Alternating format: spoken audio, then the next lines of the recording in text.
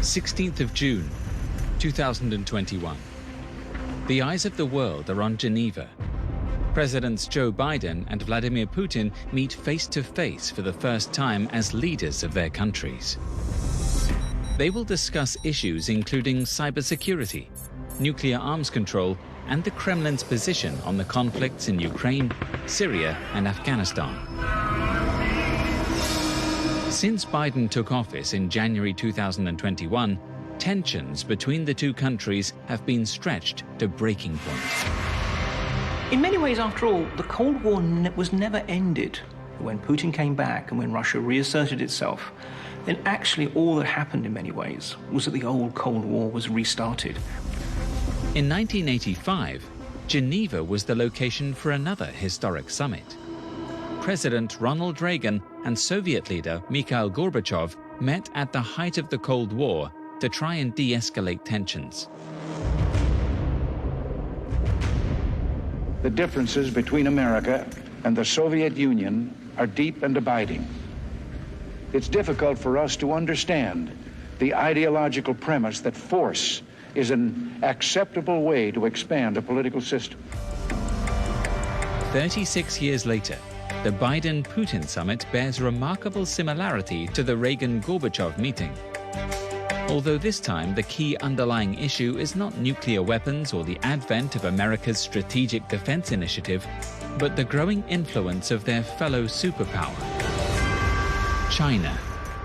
There are some who argue that Xi Jinping wants China to be a regional power, a regional hegemon, and there are others who argue that he has much more of a global ambition. What we can say at this point is that Xi Jinping is probably taking advantage of the idea that America is a declining power. Since 2010, China has been the world's second largest economy, and it is expected to surpass the United States by 2030. In recent years, US friction with China and Russia has intensified due to economic and technological conflict and massive military buildup of the two nations. These confrontations have led to the Kremlin and Beijing forging a close alliance to try and isolate America and its allies. We are not seeking a new Cold War or a world divided into rigid blocks. Did the Cold War really end the division of the world? Or are we now facing the emergence of a new Cold War, even deadlier than the last? A week ago, a country stated in this hall that it does not seek a new Cold War and has no intention of creating division. We hope that this public pronouncement made before the whole world will be shown in action.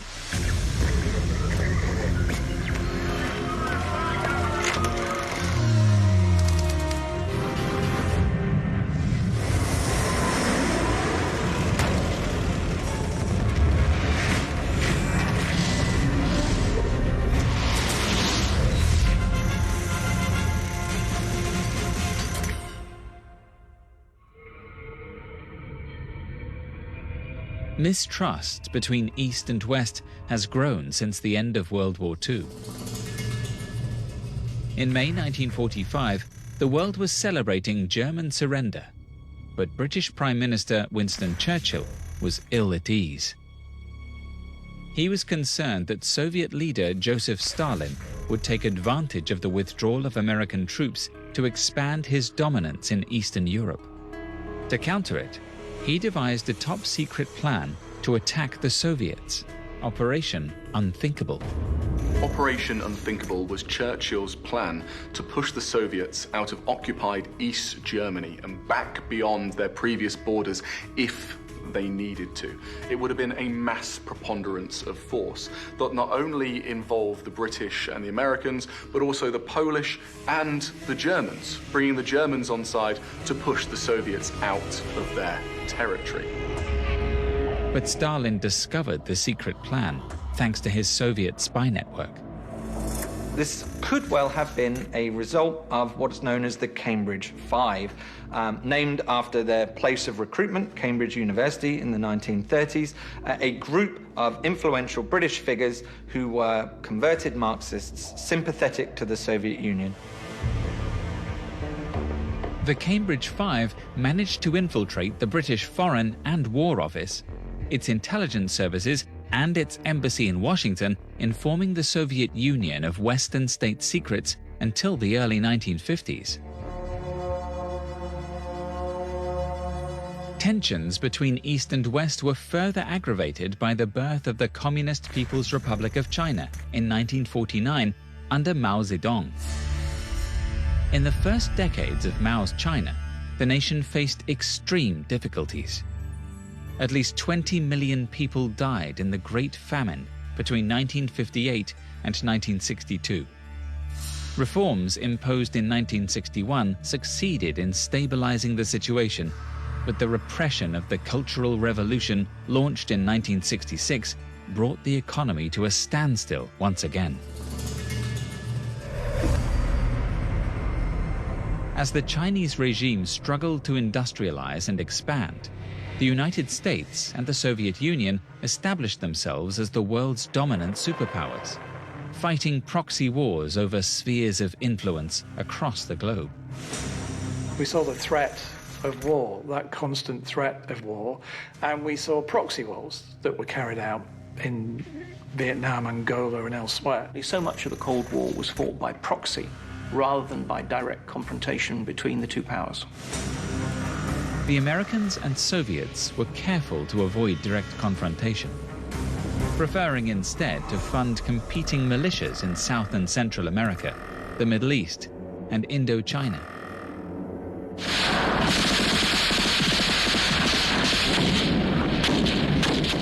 Millions died in these proxy wars in over 4 decades of conflict.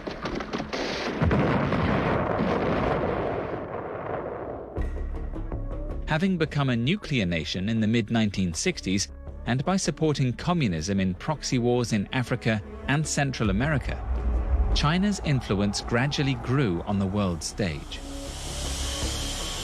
Soon after Mao's death in 1976, the sleeping giant began to awaken. The new leader, Deng Xiaoping, promoted a series of economic reforms to open up the Chinese market to foreign trade and investment that would give the country the resources it so desperately needed to expand. During the 1980s, while China was reinventing its economy, the Reagan administration was stepping up its anti-communist rhetoric. The Soviets, meanwhile, were slipping into economic decline. The bipolar world, dominated by the United States and the Soviets for so long, was faltering, and the emergence of the Americans as a hegemonic power was just around the corner. Mr. Gorbachev, tear down this wall. The arrival of Mikhail Gorbachev to the Kremlin in 1985 prompted profound political and economic reform in the Soviet Union, as he sought to change its fortunes. His plans meant an opening up of the regime to dialogue with the West, in pursuit of inward investment.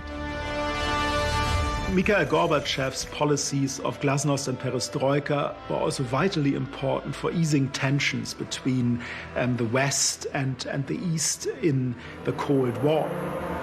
While glasnost and perestroika tried to improve the Soviet Union's economy in the short term, they ended up accelerating its demise. As the other Eastern Bloc nations chafed against Gorbachev's reforms, the ties that previously bound the Soviet Empire together began to unravel.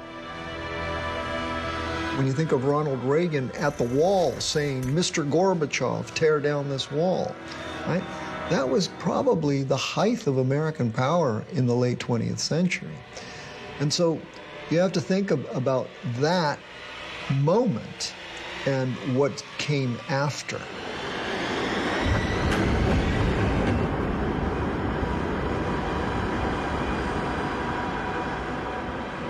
It turns out that the post-Cold War became a much more complex world.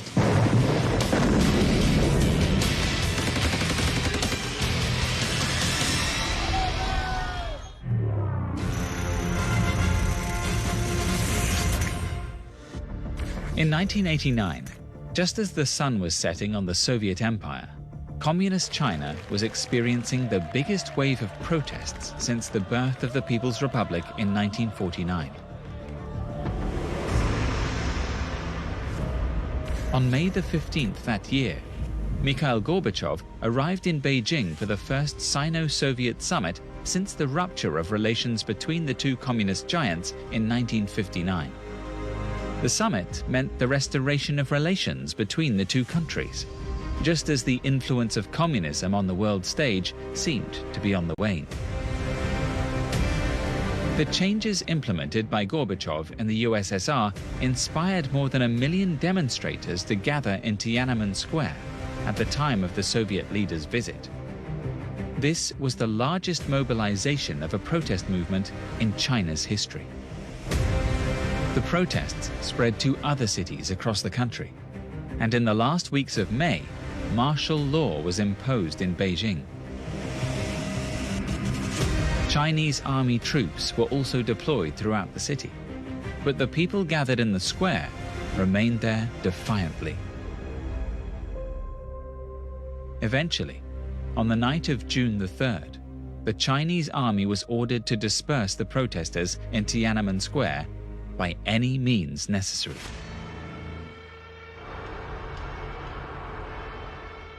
Tanks and heavily armed troops confronted the demonstrators. The repression was brutal, and clashes ensued into the next day. Even today, it is not known exactly how many people died, as Chinese authorities have never released an official figure. In that massacre was the determination, the final decision that China would keep its Leninist Marxist state and have a hybrid economy. As China reaffirmed its communist credentials, the USSR was beginning to crumble. In October 1990, several Soviet republics declared their independence, and on December the 21st, 1991, the Soviet Union was formally dismantled. The Cold War was over, and the United States proclaimed victory. The end of the Soviet Union was seen by many as the herald of a new era, which was either going to be an era of friendship between America and Russia, or just simply the era of one single superpower, the United States being dominant and the global hegemon. Well, it turned out that neither of those was really true. America actually began, I would suggest at that point, a slow decline from imperial status. And although Russia at first certainly professed a desire to have much, much warmer relations with the United States, from the very first, it was clear that the interests of these two countries were different.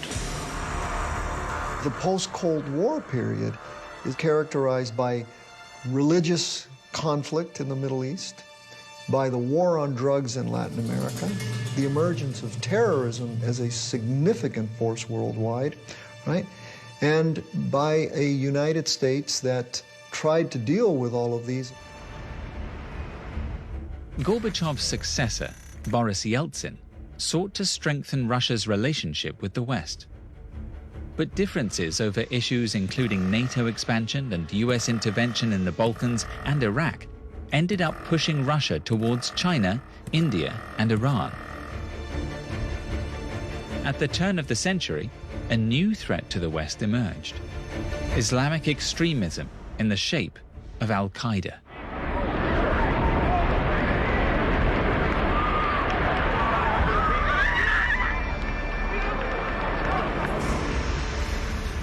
After the terrorist attacks of September the 11th, 2001, George W. Bush's administration swiftly launched the War on Terror.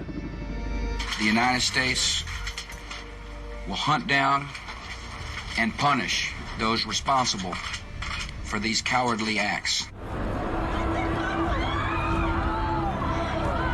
The magnitude of the 9/11 attacks on American soil was unprecedented. Bin Laden, the Saudi-born leader of Al-Qaeda, was now the most wanted man in the world. Faced with the Taliban's refusal to hand over bin Laden, on the 7th of October 2001, US forces invaded Afghanistan.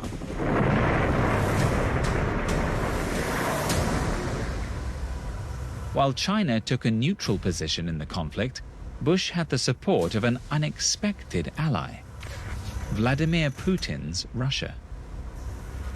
Russia provided the United States with intelligence information. Putin also supplied helicopters to the new Afghan government, which was fighting the Taliban alongside the US.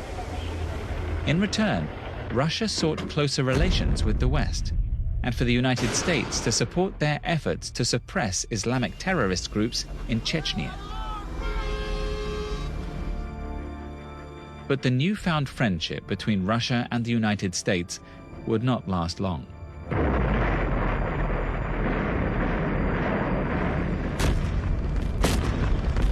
On March the 19th, 2003, the United States invaded Iraq, having accused Saddam Hussein of harboring weapons of mass destruction.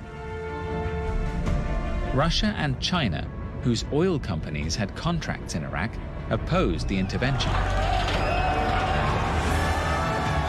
By the end of 2003, the American-led international coalition had captured Saddam Hussein and brought down his government. As US interference in the Middle East increased, it imperiled its economic ascendancy over the rest of the world. When you look at the American experiments overseas after the Reagan administration, you essentially have to look at some major foreign policy failures. Maybe the last US foreign policy victory was the invasion of Panama, right, with the ousting of Manuel Antonio Noriega. But then after that, the US began its experiments in the Middle East, beginning with the first war of Iraq, followed by the enormous presence of the US in the Middle East throughout the 1990s and of course over the course of the last 20 years. With billions spent in Afghanistan and Iraq, by the end of 2007, the United States was also facing an unprecedented economic collapse. The Great Recession.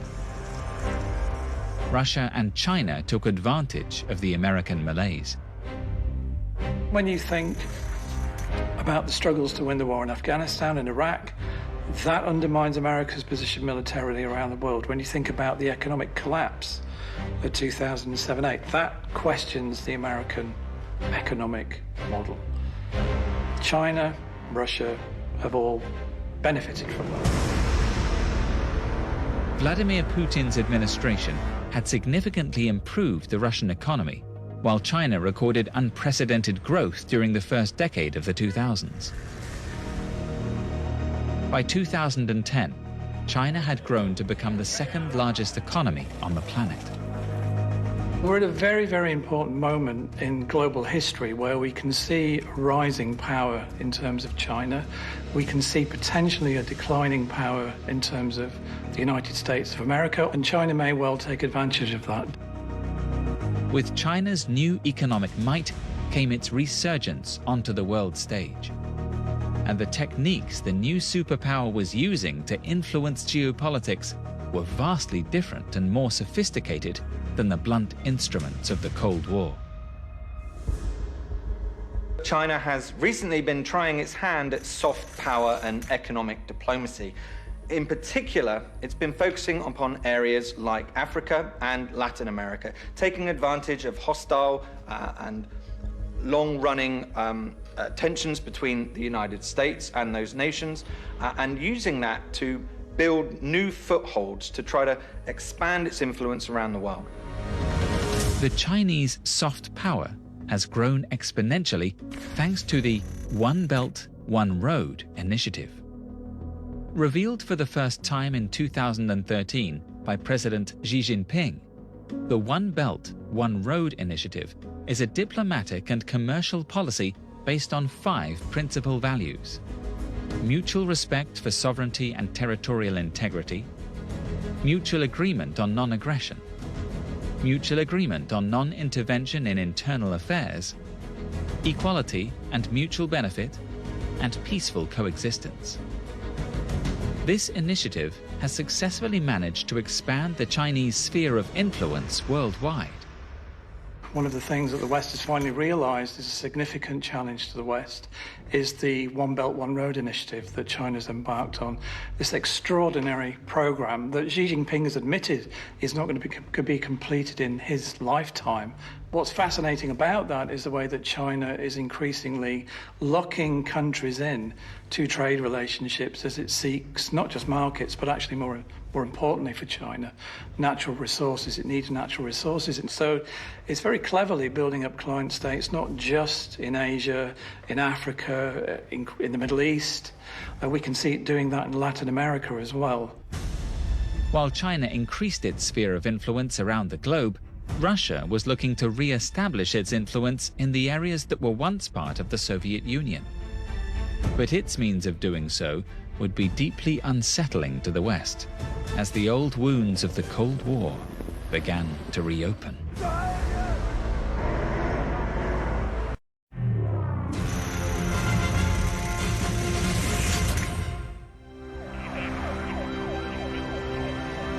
After the terrorist attacks of September the 11th, 2001, the world seemed united against terrorism. But the deep divisions between Washington and Moscow, which emerged due to the US invasion of Iraq in 2003, would continue to grow. And in 2004, the United States backed incorporation of the Baltic nations, Latvia, Lithuania, and Estonia into NATO proved a critical turning point. So NATO expanded, and the Russians didn't like it. And although attempts were made to provide Russia with a few, frankly, pretty cosmetic ways of influencing NATO, basically it's an alliance in and of itself. And from the Russians' point of view, they say, look, NATO has no function other than to be an anti-Russian force. In April 2008, the accession of Georgia and Ukraine to NATO was delayed due to Russian opposition. President Putin had long resented any attempts by NATO or the EU to expand into its former Soviet zones of influence. And so as Georgia set to join NATO from 2007 to 2008, this is something that Putin wanted to express that he just would not stand for. Russia responded to NATO's expansion by distributing Russian passports in the Georgian separatist regions of Abkhazia and South Ossetia. Georgia responded by attacking Russian separatist groups in the region. On August the 7th, 2008, Russia invaded Georgia and began a bombing campaign of the disputed areas. Georgian troops retreated as the West called for a ceasefire. All Russian troops and any irregular and paramilitary forces that entered with them must leave immediately. With its invasion of Georgia, Russia had sent a clear message to former Soviet republics seeking closer ties with the West. It's a warning to those parts of the former Soviet Empire that they're not entirely free of Mother Russia, and that Mother Russia, the Great Bear, is still there. It's argued that if NATO and the US had acted more robustly in reaction to Russia's advances into Georgia, then you might not have had the annexation of Crimea 6 years later. In February 2014, a popular uprising removed Russian-backed Ukrainian president Viktor Yanukovych from power. The response was immediate and deadly. Russia invaded, and the Crimean Peninsula was annexed to its territory. In many ways, the Russian invasion of Georgia served as a testbed for what would later come with Crimea. Various weapon systems were tested for the first time, along with shock tactics, cyber warfare techniques, and new methods of causing confusion amongst the populace were experimented with and later honed, not just for the Crimea, but more broadly against Ukraine as a whole. In Georgia, the Russian military launched the latest new weapon in its arsenal: cyber attacks. Several Georgian networks and servers suffered technological failures, which hampered communication systems and access to information. From the crippling of online banking systems to the crashing of government websites, the cyber attacks lasted for weeks and weeks. Russian intelligence services were also accused of launching cyber attacks against Ukraine in the build-up to its invasion of Crimea. The key to this is it's hybrid warfare, so it stops short of the tanks rolling in. Article 5 of the NATO Charter is a mutual defense arrangement. An attack on one is an attack on all. But is a cyber attack an attack? It certainly is, but it's not quite the same. And so responding to these has proved very, very difficult for Western democratic countries. Putin wants his empire back.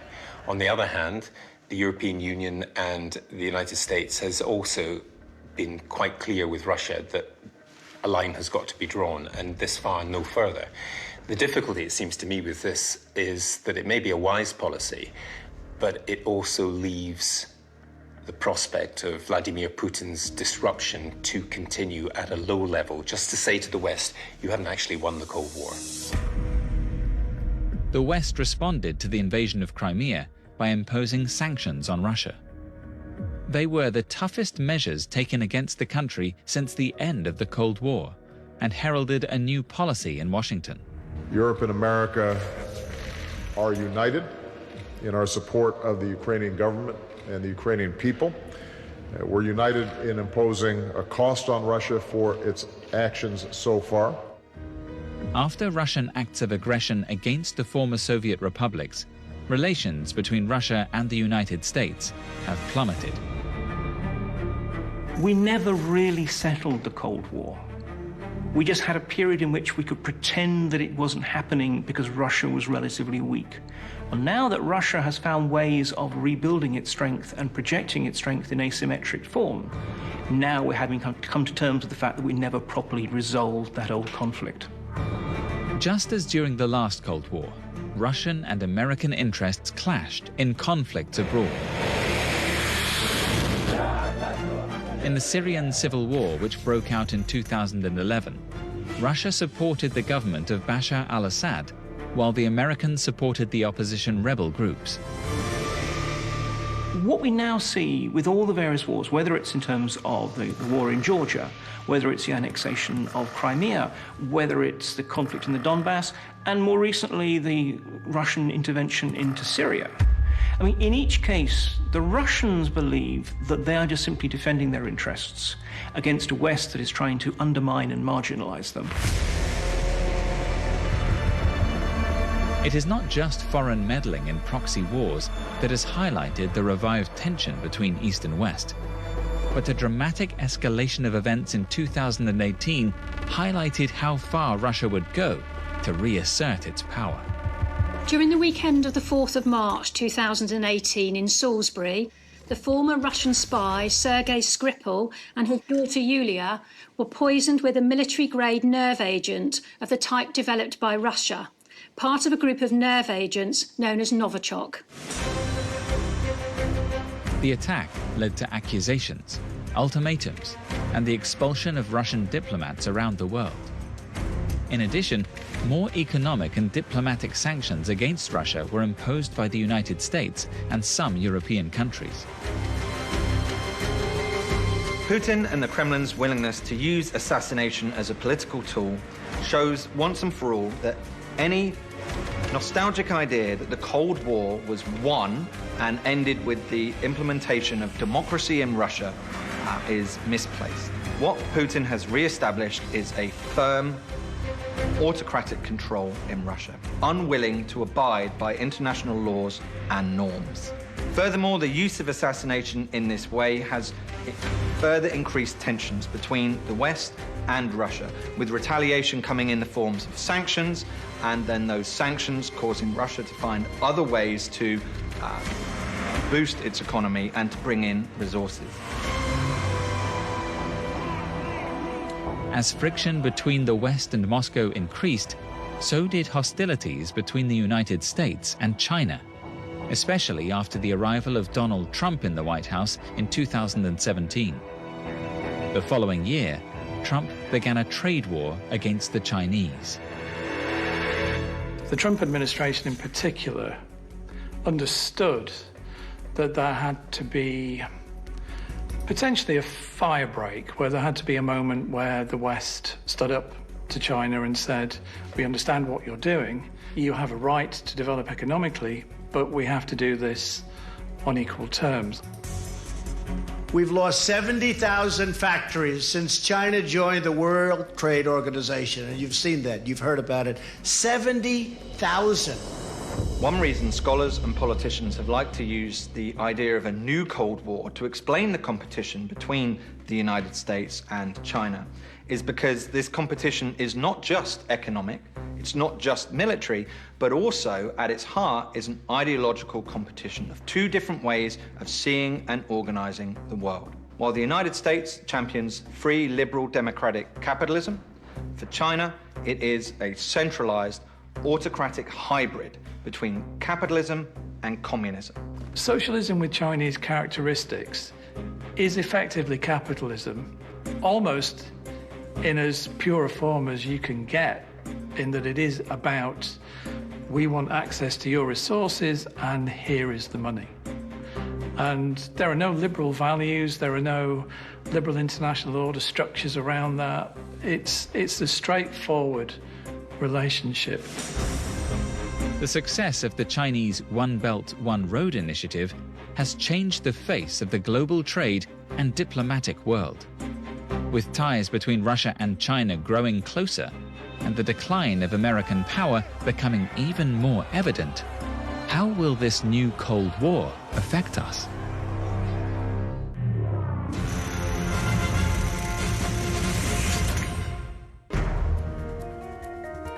With their trade war against China still unfolding, the United States accused President Xi's regime of military and commercial cyber espionage. There's a long history, decades-long history, of Chinese intellectual property threat, including against technologies. In 2019, the United States government accused Chinese tech company Huawei of industrial espionage on a massive scale, and claimed its devices were a danger to American national security. Huawei was banned in the United States, and some countries, such as the UK, were asked not to adopt the Chinese company's 5G technology. For the United States, they see the adoption of Chinese technology linked to the Chinese government itself as an unacceptable security risk, and have put significant political pressure on the UK not to adopt these networks. We want trade deals not to be national security deals under a patina of commerce. As Sino-US relations deteriorated further, on October the 1st, 2019, China commemorated the 70th anniversary of the founding of the People's Republic with a spectacular military parade. This revealed its expanded new military capabilities to apprehensive onlookers in the West. Today, China has the largest navy in the world and has consolidated its military strength with the construction of new missile silos and the testing of a possibly game-changing hypersonic weapons capability. Mike Pompeo, the former Secretary of State under the Trump administration, declared China as the most dangerous threat to the United States, because what it really offers is a different way of interacting with the world and a different global order. The diplomatic and commercial ascent of China through its One Belt, One Road policy has threatened US hegemony just at the moment that its relations with Russia reached their lowest ebb. As Joe Biden was sworn in as the 46th President of the United States in 2021, his most pressing foreign policy engagement was a meeting with Vladimir Putin. heading to the G7, then to the NATO ministerial, and then to meet with Mr. Putin to let him know what I want him to know. In June 2021, in an attempt to iron out their differences and establish the basis of a new relationship, Putin and Biden met in Geneva.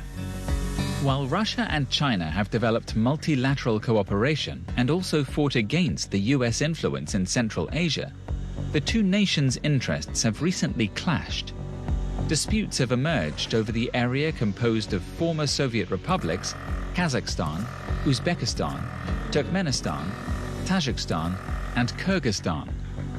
Historically, Russia has been the principal commercial partner of the region, but as China's growth expands through Central Asia, Russians have seen their influence waning, and concerns have been raised in Moscow.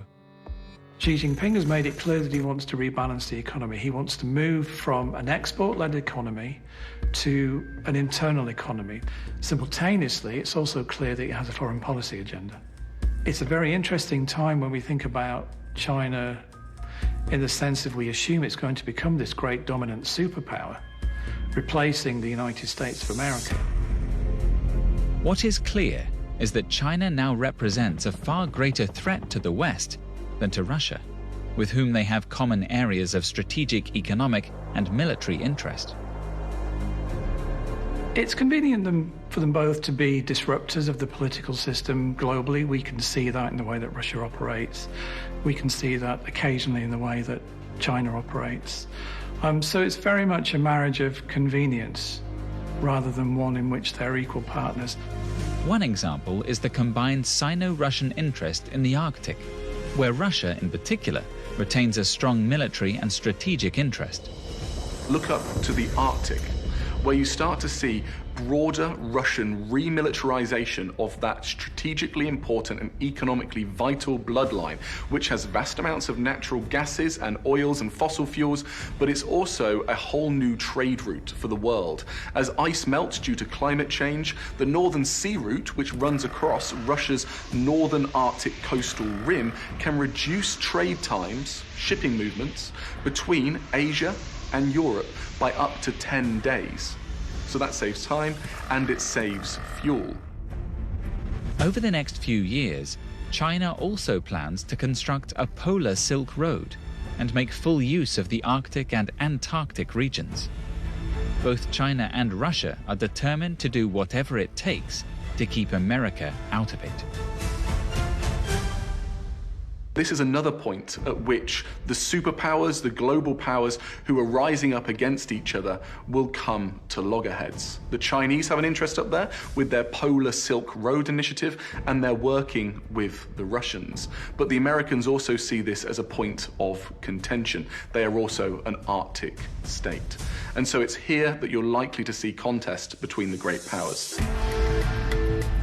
The results of the Biden-Putin meeting in Geneva were inconclusive and failed to bring about a significant thaw in the relations between Washington and Moscow. Months after the summit, in August 2021, US troops withdrew from Afghanistan. After 20 years of US intervention, the Taliban immediately returned to power, further damaging America's credibility. The major concern, of course, is that after 20 years, nothing will change from pre-9/11. We're already seeing part of the consequences internal to Afghanistan. We went back to where we have everything has started.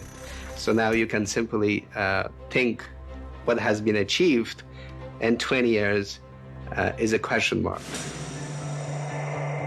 The chaotic withdrawal of US forces from Afghanistan was reminiscent of the withdrawal from Saigon at the end of the Vietnam War over 40 years earlier. To the watching governments in Moscow and Beijing, it highlighted the decline of the United States as a hegemonic military power in the world. The position of the Cold War victors now hangs in the balance. Russia and China have managed to substantially increase their international influence and effectively challenge the once untouchable United States.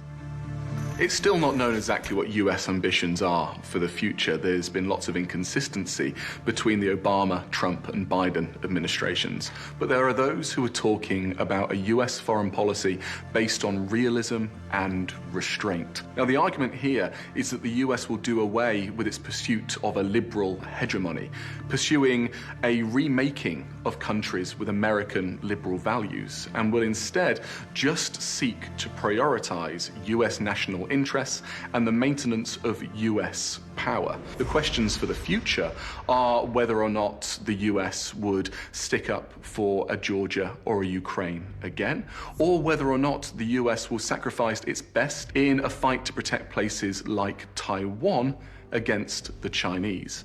These are the questions for the future. Focused on internal issues, the Americans are calling for greater international cooperation to confront the new threats from the Sino-Russian partnership.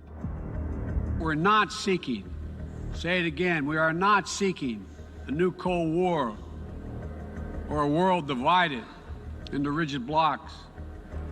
The United States is ready to work with any nation that steps up and pursues peaceful resolution to shared challenges, even if we have intense disagreements in other areas, because we'll all suffer the consequences of our failure if we do not come together to address the urgent threats like COVID-19 and climate change, or enduring threats like nuclear proliferation.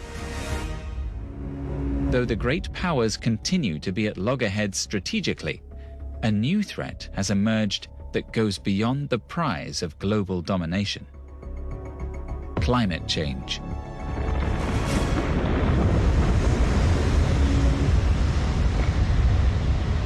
Can the players of the new Cold War work together in the face of this existential threat to humanity? China has made it clear it wants to be a leader on this. America has made it clear that it wants to be a leader on tackling climate change as well.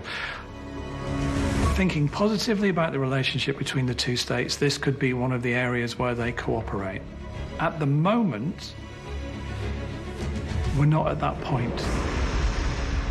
Will the world's new superpowers be able to put aside their differences to tackle the impending climate crisis, just as they ultimately managed to do when faced with the prospect of nuclear annihilation? Or will self-interest and the conflicting objectives of the world's most powerful nations trump the common threat and condemn us all to a much darker, more uncertain future? What is certain is that there has never been more at stake.